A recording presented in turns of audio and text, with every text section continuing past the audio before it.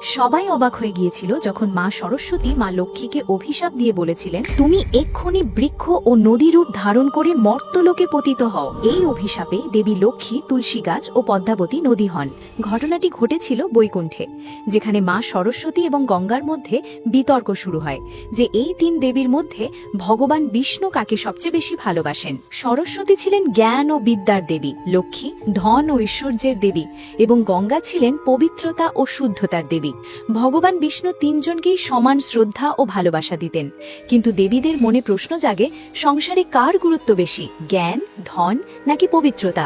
নারদ মুনি সেখানে পৌঁছে তার স্বভাবসিদ্ধ ভঙ্গিতে বিতর্ক আরও উস্কে দেন। এই সময় মা সরস্বতীর মনে সন্দেহ জাগে যে বিষ্ণু হয়তো জ্ঞানের চেয়ে ধন ও পবিত্রতাকে বেশি গুরুত্ব দিচ্ছেন।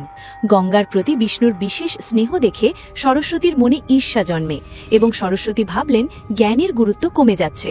ক্রোধে অন্ধ হয়ে সরস্বতী দেবী গঙ্গাকে কটু কথা বলতে শুরু করলেন। পরিস্থিতি খারাপ দেখে শান্ত স্বভাবের দেবী লক্ষ্মী তাদের থামাতে এগিয়ে এলেন, কিন্তু দেবী সরস্বতী তখন এতটাই রেগেছিলেন যে তিনি মনে করলেন লক্ষ্মী আসলে গঙ্গার পক্ষ নিচ্ছেন। রাগের মাথায় দেবী সরস্বতী দেবী লক্ষ্মীকে অভিশাপ দিলেন, তুমি এক্ষুনি বৃক্ষ ও নদী রূপ ধারণ করে মর্ত্যলোকে পতিত হও। এই অন্যায় অভিশাপ দেখে দেবী গঙ্গা আর চুপ থাকতে পারলেন না। তিনি সরস্বতীকে অভিশাপ দিলেন, তুমিও নদী হয়ে মর্ত্যলোকে গিয়ে পাপীদের পাপ বহন করবে। উত্তরে দেবী সরস্বতীও গঙ্গাকে অভিশাপ দিলেন, তুমিও মর্তে নদী হয়ে প্রবাহিত হবে। মুহূর্তের মধ্যে বৈকুণ্ঠের পরিবেশ স্তব্ধ হয়ে গেল। তিন দেবী একে অপরের অভিশাপে মর্ত্যলোকে যাওয়ার জন্য শাপগ্রস্ত হলেন। ভগবান বিষ্ণু পরে তাদের বুঝিয়ে বলেন যে জ্ঞান, ধন ও পবিত্রতা এই তিনের ভারসাম্যই সৃষ্টিকে চালিত করে, কোনো শক্তি একা সম্পূর্ণ নয়। তিনি বললেন, অভিশাপ তো ফেরানো যাবে না, তবে এর পরিবর্তন সম্ভব।